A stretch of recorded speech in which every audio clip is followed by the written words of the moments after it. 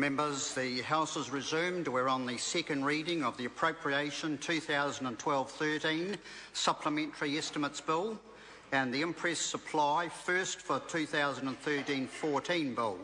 Before the dinner break, Sue Moroney had the call and has 2 minutes 30 seconds remaining. Sue Moroney. Mr Speaker, thank you. Prior to the dinner break, I was talking about what a sham the idea that the government's going to get to surplus by 2014-15 is in that financial year.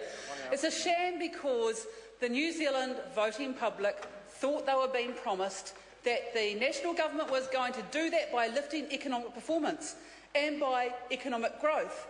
And now what they've found out is that they've been duped, because it is in fact the national government putting their hands into workers' pockets and employers' pockets and getting that surplus through having higher ACC levies than ACC itself said it needed to pay for the cost of injuries and rehabilitation in this country.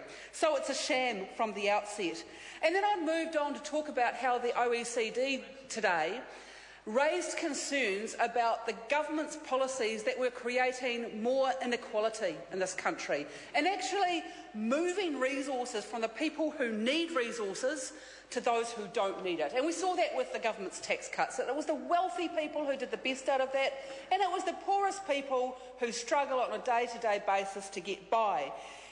And as a result of that, we find that a rest home worker, a sole rest home worker with her union, is having to go to court to try and contest equal pay, try and contest whether the Equal Pay Act means that she should be getting paid more than $14.32 an hour after 20 years of service at a rest home, doing some of the most skilled work and some of the most valuable work in this society, looking after older people. And yes, Mr Hayes, that is difficult work. It's physically challenging, it's emotionally challenging, it's intellectually challenging, and it ought to be paid more than just a scrape above the minimum wage.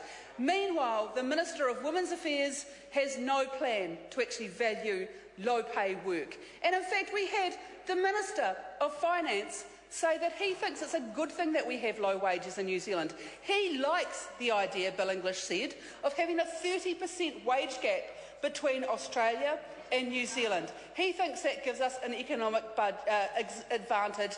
That's the sort of flawed thinking that's got the government, that's got this country in the mess that we're in today.